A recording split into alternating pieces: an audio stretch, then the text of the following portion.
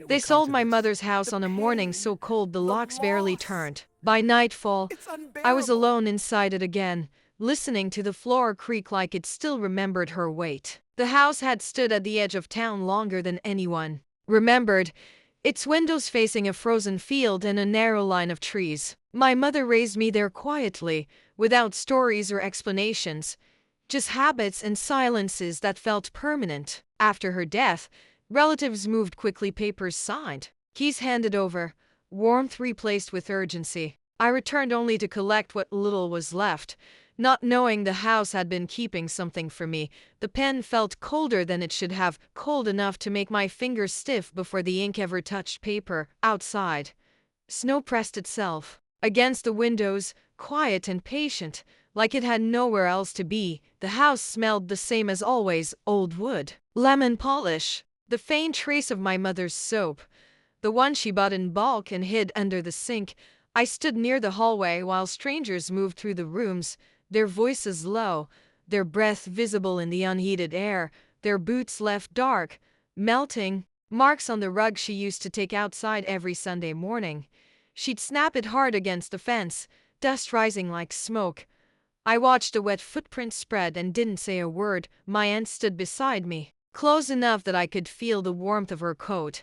She spoke softly, the way people do in hospitals and churches. "This is for the best," she said. She didn't look at me when she said it. The man from the agency smiled politely, not unkind, just practiced. He pointed to places on the page where I needed to sign. I nodded each time, like I understood what was being asked of me. The kitchen clock ticked louder than usual. Every second felt heavier than the last. I thought of my mother standing at that counter, counting change into small stacks, humming without realizing it. I wondered if she ever imagined strangers standing where I stood now. "Here," my cousin said gently, sliding the paper closer. His voice didn't shake. Mine didn't either. That scared me more than anything. I signed my name. Once, then again. The ink bled slightly where my hand paused, just for a moment too long. My fingers were numb from the cold, but there was something else there too, something dull and sinking. The buyers thanked us. They spoke about repairs, new paint, maybe knocking down a wall. I stared at the floor while they talked, following a long crack that ran from the living room toward the stairs. I traced it as a child with my toes, pretending it was a road that led somewhere better. When the door finally closed behind them, the sound echoed through the house, a hollow sound, like a breath being let out after years of holding it in. My relatives gathered their coats quickly. There were hugs, light ones, promises to call. Someone said we'd done the right thing. I stayed behind. The house felt different once everyone left. Not empty, just quieter in a way that felt watchful. The walls seemed closer, the ceiling lower, the floor creaked when I shifted my weight. The same familiar complaint it always made. I stood there, keys heavy in my pocket, paperwork folded under my arm. Everything was finished. So why did it feel unfinished? I walked into my mother's room one last time. The bed was bare, the window frosted over, blurring the field beyond it. I pressed my palm to the wall, feeling the cold seep through Dade as I turned toward the door. A thought settled in me, slow and unwelcome, the kind you can shake once it arrives. I hadn't just sold a house, I had signed away something I didn't fully understand yet, and standing there, in the quiet she left behind, I wondered what the house was still holding for me. The heat was already gone when I unlocked the door. Cold met me first, not sharp, just settled, the kind that had been waiting. I stood in the entryway longer than I needed to, listening. The house answered the way it always had, slow creaks, a low groan somewhere in the walls, like it recognized me, like it knew I'd come back. Alone, I kept my coat on, didn't bother turning on lights in most rooms. Moonlight did enough, slipping through bare windows and laying pale rectangles across the floor. The air smelled faintly of dust and old soap, the same smell my mother's hands carried when she folded laundry. Every room felt emptied, but not erased. I moved carefully, As if noise might wake something, the kitchen sink still dripped once every few minutes. The clock was gone, but the silence ticked anyway. I slept on the bed without sheets. Just the mattress. Just me and the cold. I curled onto my side and pulled my coat tight. Zipper pressed against my chin. The pipes knocked in the walls, slow, irregular, like footsteps that didn't quite know where they were going. Each sound made me hold my breath, waiting for the next. I watched moonlight creep across the floorboards. It caught on scratches I didn't remember making, thin lines, small dents, marks that felt older than me. At some point, the house shifted. A long settling sound rolled through the frame, from roof to foundation. I felt it under my back. A vibration more than a noise. The floor creaked like it remembered weight. My chest felt tight then. Not panic. Something quieter. Like anticipation. I pressed my palm against the mattress, feeling the cold rise through it. I wondered how many nights my mother lay awake like this, listening to the same sounds, holding the same silence. She never complained about the cold, never mentioned the noises. I got up and walked barefoot into the hallway. The floor was colder than I expected. One board dipped slightly under my heel, softer than the others. I froze. I shifted my weight. The sound came again. A dull, hollow response. Not loud. Just different. I stood there a long time, heart steady but alert, like my body already knew something my mind hadn't caught up to yet. The house felt tense around me. Still, listening back. I didn't investigate. Not yet. I returned to the bed and lay awake until the sky began to pale at the edges. Dawn didn't rush in. It arrived slowly, light thinning the shadows, softening the corners of the room. The cold didn't leave. Neither did the feeling. When morning finally settled, I sat up and looked around one last time. The room was empty, but it didn't feel done. I pulled my coat tighter and stood.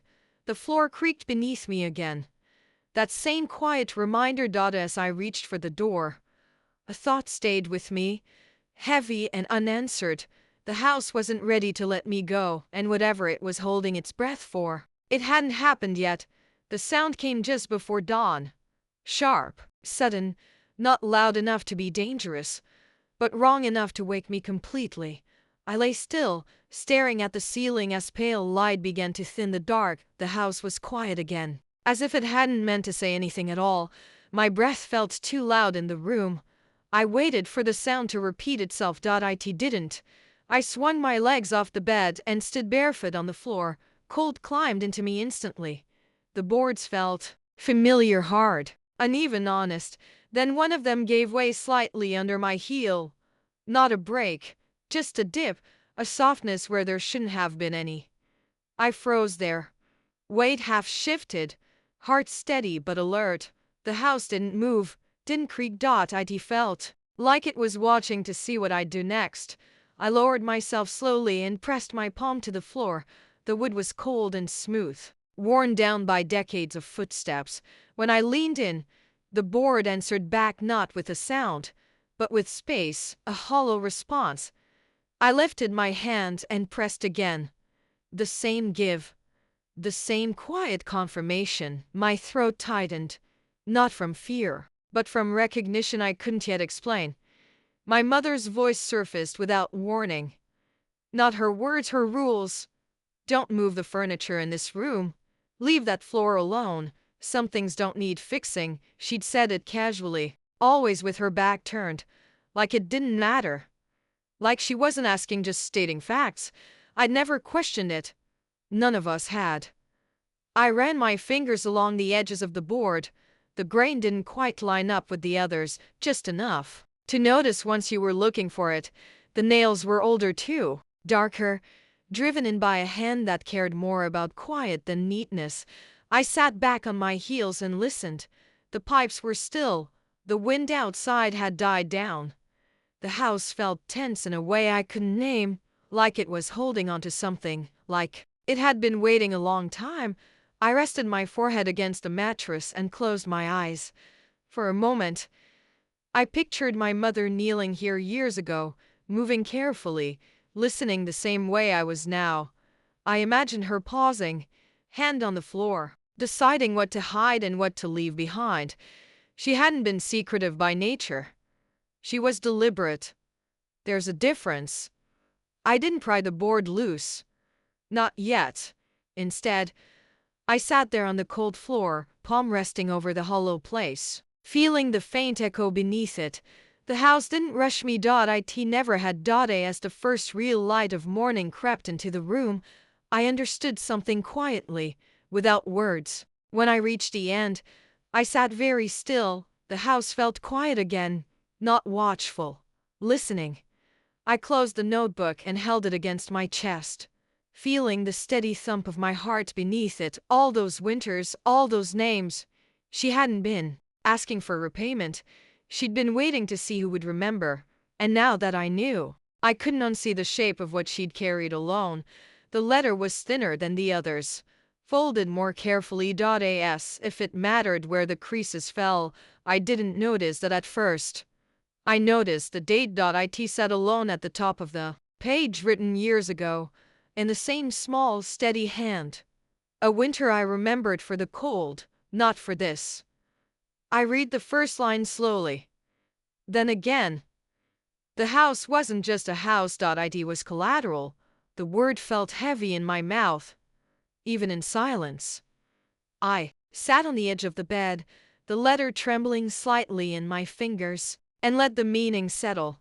This place, the walls, the floors, the roof that leaked every spring had been promised away long before the papers I signed. She wrote plainly. No drama, no anger, a debt created quietly by family who needed help and didn't know how to ask without taking more than they could return. She'd agreed without telling me, without telling anyone. She always did things that way. I looked up from the letter and around the room. The patch corner near the window. The floorboards she'd insisted on fixing herself, board by board, year by year. She hadn't been repairing the house to keep it standing, she'd been paying it back. The letter described winters when money ran short, when payments were made late but always made, small amounts, consistent. She wrote about choosing groceries carefully, about walking instead of driving, about heat kept low even when the cold pressed hard against the walls. I remembered all of that. I just hadn't known why. Near the bottom of the page, her handwriting tightened slightly, just enough to notice. If anything happens to me, they will try to move quickly. I swallowed. She hadn't written might. She'd written will. I understood then why everything had happened so fast, why my relatives hadn't wanted me staying in the house, why Edie pushed a sale before grief could settle. They weren't honoring her wishes, they were protecting themselves. I folded the letter and pressed it flat against my palm. The house creaked softly beneath me, the same way it always did when weight shifted. It sounded tired, used. She'd carried this debt quietly, shielding me from it the way she'd shielded everyone else from truth, from consequence, from discomfort. And the moment she was gone, they'd rushed in to erase the proof of what she'd done. I stood and walked slowly through the room, touching the walls as I passed, feeling the places she'd fixed, the places she'd chosen to save. This wasn't just a house. It was a ledger, a record written in wood and patience.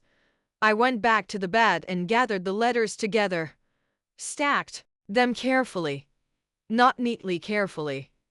The urgency of the sale made sense now. Too much sense.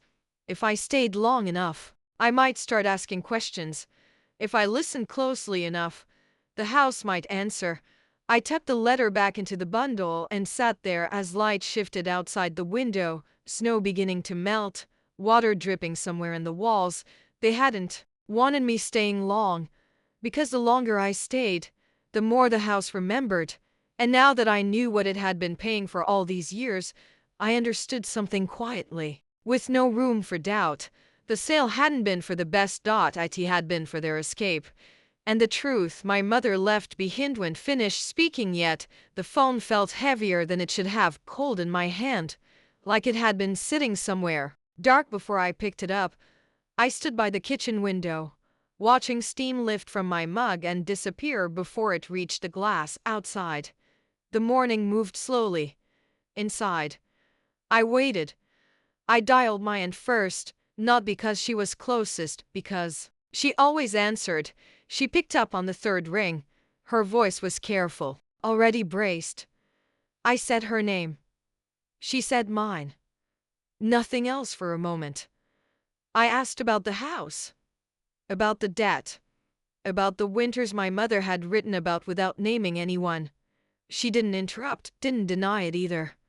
Silence stretched between us, thin and uncomfortable. When she finally spoke, her words came out arranged, practiced. We did what we had to, she said. Not what she had done. What we had done. She didn't ask how I knew. I called my cousin next. He answered quickly. Too quickly. His voice was warm at first. Concerned. That tone people use when they think they're ahead of the truth. I didn't raise my voice. Didn't accuse. I mentioned the notebook. The line went quiet. Not dropped. Just empty. I stayed there, listening to his breathing, to the faint hum behind his silence. Then the call ended. And no goodbye. I sat down at the table and let the phone rest beside me. The house creaked softly, settling into itself like it always did when weight shifted. I thought of my mother sitting at this same table, folding letters, deciding which truths could live in drawers and which had to go deeper. I understood her a little better then.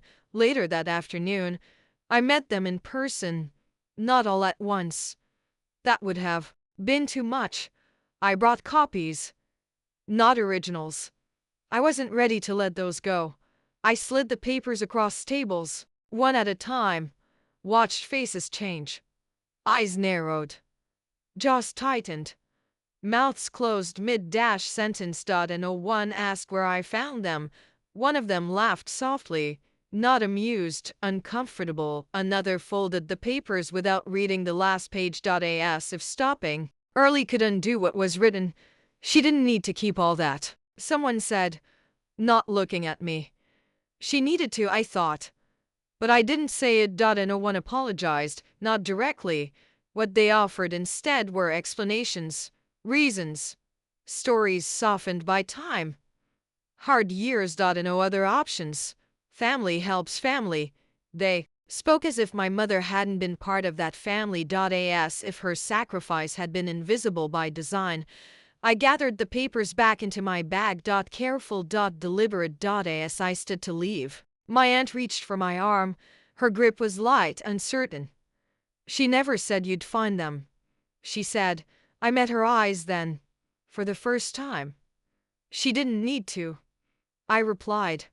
Driving away, I felt something loosen inside me. Not relief. Clarity. They had assumed I wouldn't look too closely, that grief would keep me quiet, that the surface would be enough. They'd mistaken silence for ignorance, just like they had with her. That evening, back in the house, I placed a notebook on the table and rested my hand on it. The wood beneath my palm was warm now, holding the day's light. The house creaked once, soft, familiar. They had counted on me not looking beneath the surface, but my mother had known better, and now that I'd started asking questions, I understood something they hadn't planned. For the truth doesn't disappear just because everyone agrees not to mention it. The house was quiet when I knelt down again, not the tense quiet from before, a softer one, like a room after someone has finally said what needed saying. Morning light stretched across the floor, pale and careful, touching the wood without warming it. Dust drifted slowly. Unbothered, I held the bundle close for a moment longer than necessary, feeling its weight settle against my ribs. I wasn't rushing anymore. I knelt where the board had been lifted. The gap waited patiently, dark and familiar now. I lowered the bundle back into place, easing it down as if it might bruise if I wasn't careful. The smell returned paper, metal, time. Not unpleasant. Honest.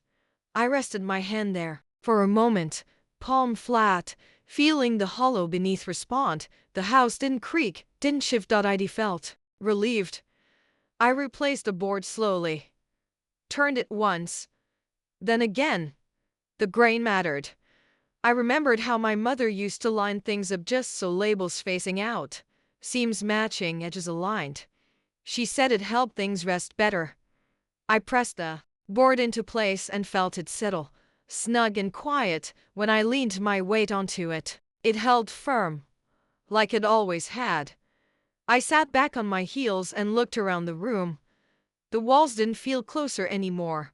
The ceiling didn't press down. The house had exhaled.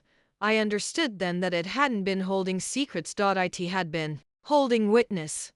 Years of footsteps, of choices made quietly, of sacrifices hidden beneath ordinary days. The house had listened when no one else did.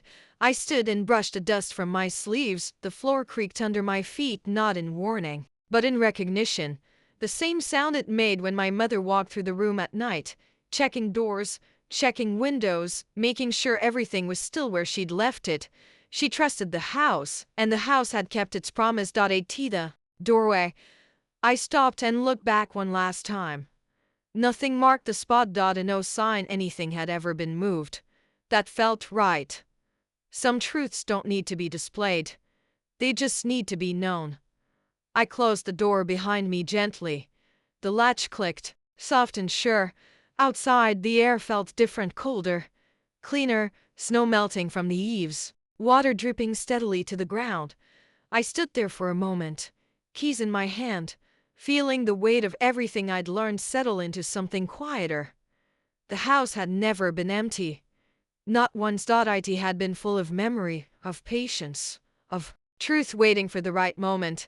And as I stepped away, a thought stayed with me. Calm and certain. It hadn't been waiting for just anyone. It had been waiting for me. The courthouse steps were wet from morning rain. Not enough to soak through, just enough to leave dark marks where people stood and waited. I arrived early. Not out of urgency, out of habit. I stood beneath the overhang and watched water run along the edge of the concrete, drip by drip, finding its way down. Whatever was beneath that floor wasn't hidden out of fear. It was hidden out of care. And now that I'd heard it, now that the house had finally spoken, I knew I wouldn't be able to leave until I listened all the way. The knife wasn't meant for this. It was dull at the tip, nicked from years of cutting apples and opening boxes. Still, it fit the seam better than my fingers ever could. I knelt on the floor, the wood cold through my jeans, and slid the blade carefully into the narrow gap. I didn't force it. I eased it in, slow, listening to the house the way you listen to someone sleeping. The board lifted with a soft complaint.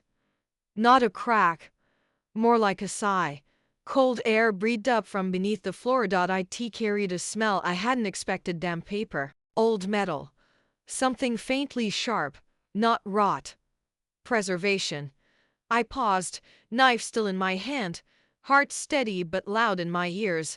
The room felt different now. Sharper. As if I'd crossed a line without stepping anywhere. Inside the narrow space lay a bundle, wrapped once, then again. Cloth folded with care, edges aligned, stitching small and even. Hand stitched. I knew that without thinking. My fingers hovered before touching it. I don't know why. Respect, maybe. Or the quiet understanding that once I lifted it, nothing would be the same. When I did, dust rose and settled on my sleeves. The bundle was heavier than it looked, not heavy with weight, heavy with intention. The house creaked softly behind me. Just once, like it had shifted its footing, I glanced toward the doorway, half expecting to see someone standing there. No one was. Still, I felt watched, not threatened. Just acknowledged. As if the house had finally decided I was allowed to know. I carried the bundle to the bed and sat down carefully, as though sudden movement might startle it. The cloth was cool and slightly rough beneath my palms. I traced the stitching, recognizing my mother's hand in the way the thread tightened at corners. She'd sewn everything that mattered. Quilts, repairs, hemlines no one else noticed. She trusted thread more than words. I unwrapped the first layer slowly, then the second. Inside were papers, folded neatly, a thin notebook, a small metal tin, dulled with age. The smell grew stronger now, ink, rust, time. My fingers trembled, and I let them. I didn't rush them into stillness. This wasn't a moment for control. I picked up the notebook first.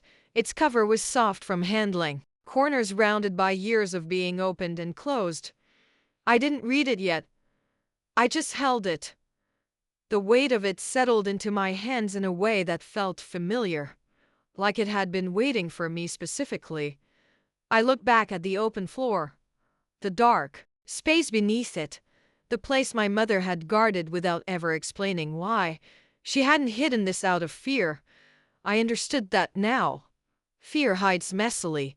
This had been placed with care. I wrapped everything back up just as I'd found it. Not because I was done, because I wasn't ready. As I slid the bundle against my chest, the house settled again.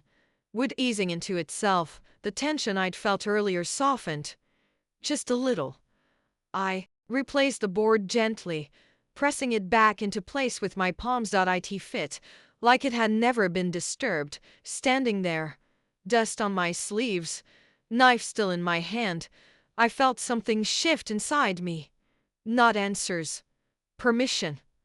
Whatever my mother had hidden, she'd done it knowing one day I might need it. And now that it was out, even briefly, the house felt lighter. I carried the bundle with me as I left the room. Behind me, the floor stayed quiet, but I knew it wouldn't stay silent for long. I opened the cloth again after the sun had fully risen. Morning light slipped through the window and settled on the bed. Pale and careful, like it didn't want to disturb anything, the house was quiet in a different way now. Not tense, just attentive. The bundle rested in my lap, warm already. From my hands, I unfolded the last layers slowly, letting the fabric fall open on its own. Inside were papers stacked neatly, their edges yellowed and soft. A thin leather notebook lay on top, its cover worn smooth, corners rounded by years of touch. I knew the handwriting before I read a single word. My mother's letters were always small, precise, patient. Every line evenly spaced, every curve deliberate, like she believed the page deserved respect. The dates caught my eye first. Years. Decades. Even long before her hands began to shake. Before the hospital visits. Before my father packed his things and left without looking back. I swallowed and sat a little straighter, as if she might see me. The first page wasn't a letter. It was a beginning. I'm sorry I never said this out loud. That was all it said at the top. No greeting. No name. I stopped there longer than I needed to. The words felt heavier than their ink. An apology that had waited years for a voice. I turned the page. She wrote about ordinary days, bills paid late, money borrowed and quietly returned, conversations that happened in kitchens when no one else was listening. She wrote without anger. That struck me most. Even when she described being hurt, the words stayed steady. As if she believed calm was a form of truth. The house creaked softly as I shifted on the bed. I glanced toward the doorway, half expecting her to be standing there, arms folded, watching to see how I'd take it. She wasn't. Still, I lowered my voice in my head. She wrote about my father only once. Not about why he left, about what stayed behind. Silences, responsibilities, promises she hadn't asked for but carried anyway. I traced the ink with my finger, careful not to smudge it, even though it was long dry. I wondered how many times she'd reread these pages herself, or if she'd written them once and trusted the paper to remember. I reached the end of the stack and realized I was holding my breath. I let it out slowly. The question came to me then. Uninvited but unavoidable. Why hadn't she told me? The answer didn't arrive in words. It came in the way the letters were folded, the way the notebook had been wrapped, the way everything had been placed beneath the floor instead of inside a drawer. She hadn't chosen silence because she didn't care. She'd chosen it because she did. I closed the notebook gently and stacked the papers the way I'd found them. My hands had stopped trembling now, not because I was calm, because something had settled into place outside. A car passed slowly down the road, life moving on. Unaware, I pressed a bundle to my chest and sat there in the quiet she'd left behind. She had trusted paper more than conversation, trusted time more than explanation. And as I held her words, written long before I was ready to read them, I understood something clearly for the first time. She hadn't been keeping secrets from me. She'd been keeping them for me. And now that I'd begun reading, I knew the truth wouldn't stop here. The pages whispered when I turned them. Thin paper, worn soft at the edges, making that quiet sound only old things make. Morning light rested on the bed, catching dust in the air, holding it there like it mattered. I read slowly, not because the words were hard, because they felt careful. Names appeared again and again. Some I recognized immediately, others took a moment, settling into place like faces half remembered from childhood. I sat with the notebook open on my knees, the weight of it steadying me. Outside, the world went on, cars passing, a dog barking somewhere down the road, but inside the house, time moved differently. Beside each name were amounts. Dates, short lines written in my mother's even hand, lent during the frost, promised back by spring, didn't ask again. No judgment, no sharpness, just record. One name made my chest tighten, a neighbor who used to bring us soup when my father left. Another belonged to a cousin who'd stood beside me during the sale, voice calm, eyes elsewhere. I paused there longer than I meant to, my thumb resting on the page, covering his name like I could protect it from myself.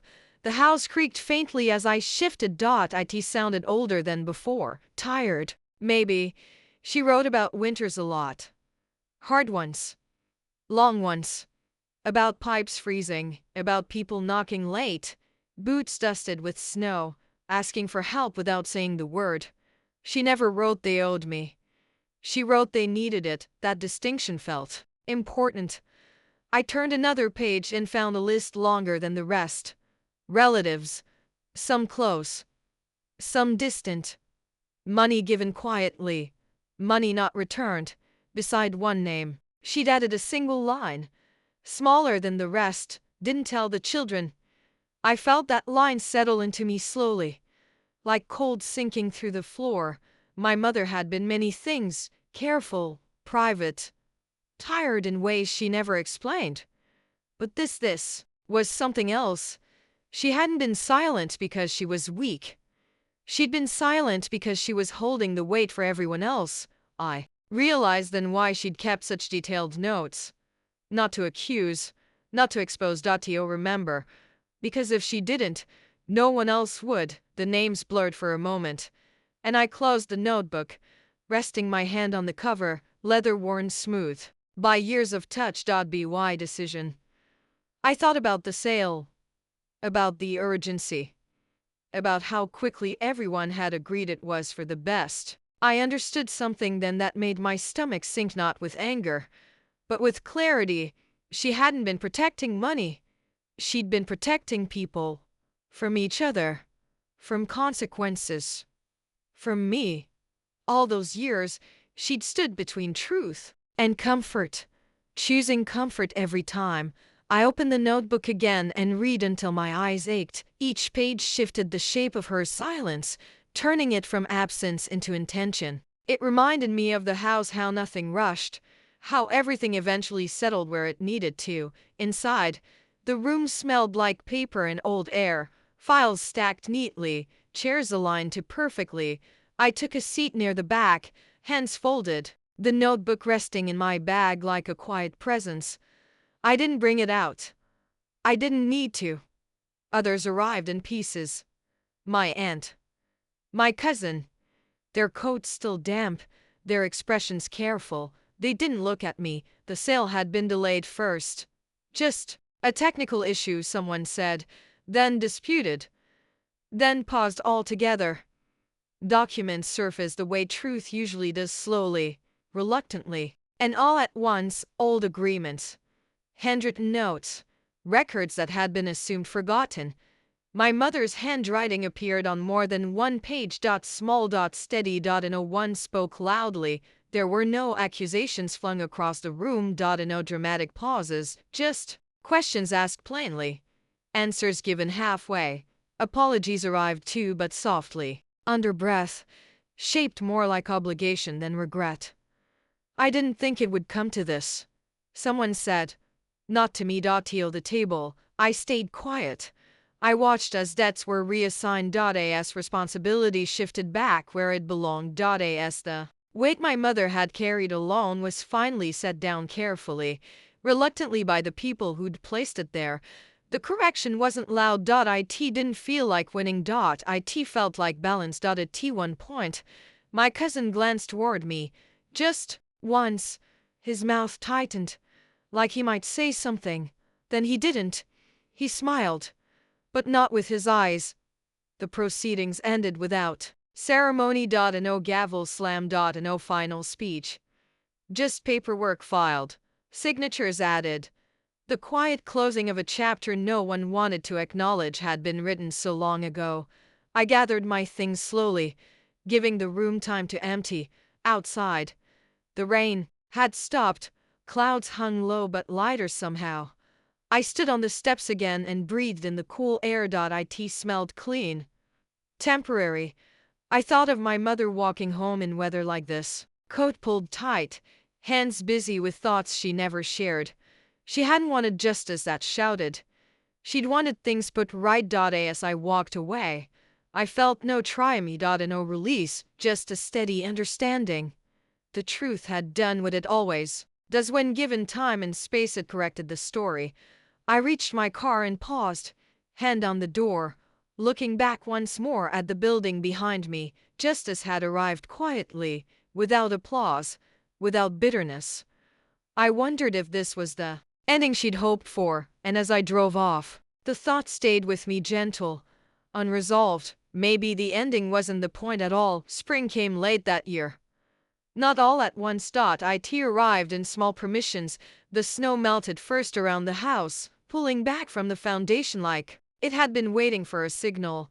The rest of the yard stayed white and stubborn, but there right at the edges the ground showed through, dark and wet and breathing again. I stood in the doorway and watched it happen.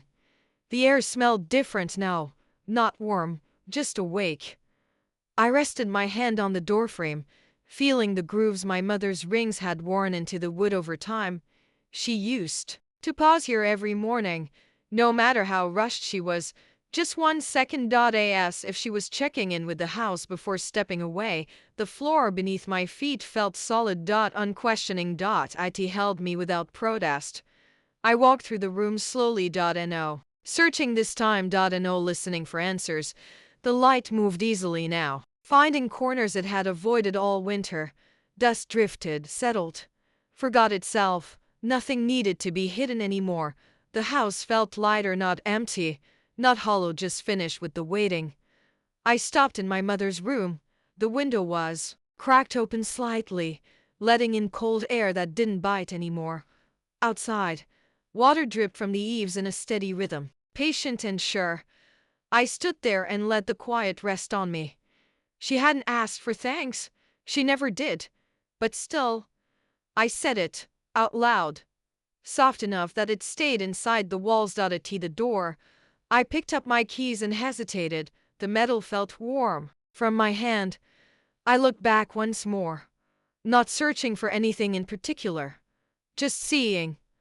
The place where the floor had dipped looked no different than the rest now. Smooth, unmarked. The truth didn't need a sign. I locked the door gently. The click echoed once, then settled. As I stepped away, I placed my palm against the wood. Just for a moment, the house didn't creak, didn't answer. It didn't need to anymore. Down the path, Snow still lingered in the shade, holding on where it could, but near the steps, the ground was clear. I paused there, coat unbuttoned, breathing in the damp air, and felt something loosen inside me, not relief exactly, but trust, the kind that comes after listening long enough.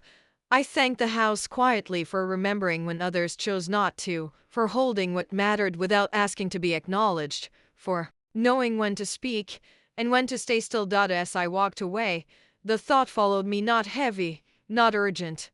How many other truths sit beneath ordinary floors? How many wait patiently in silence, not demanding discovery, just hoping someone will stop long enough to listen? The house stood behind me, unchanged, and for the first time, that felt right.